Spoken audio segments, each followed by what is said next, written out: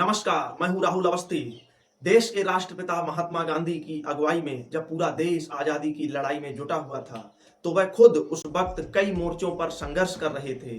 अंग्रेजों के यकीन को तो उन्होंने चकनाचूर कर ही दिया था, लेकिन आजाद भारत की तस्वीर कैसी होगी और यह किस दिशा में आगे बढ़ेगा, गांधी इस पर भी मनन करते रहे और इसी सोच के साथ उन्होंने स्वच्छ भारत का सपना देखा।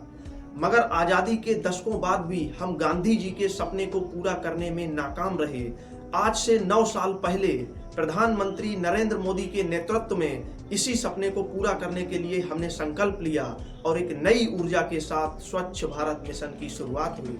और अब जब हम महात्मा गांधी के 154वें जयंती वर्ष में कदम रख रहे हैं, हमें यह समझना जरूरी है कि स्वच्छता ही सेवा है और साफ सफाई ही ईश्वर भक्ति है। महात्मा गांधी ने इन शब्दों के जरिए दुनिया को एक नई राह दिखाई। कौन सा देश कितना विकसित और सभ्य है, यह वहां के नागरिकों की साफ सफाई को लेकर जागरूकता और सजगता से जाहिर होता है।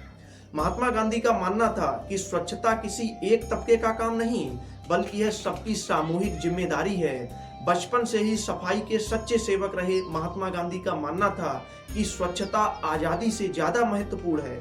1917 में बापू ने कहा था कि जब तक हम अपने गांव और शहरों की स्थितियों को नहीं बदलते, अपने आप को बुरी आदतों से मुक्त नहीं करते और बेहतर शौचालय नहीं बनाते, तब तक स्वराज का हमारे लिए कोई महत्व नहीं है।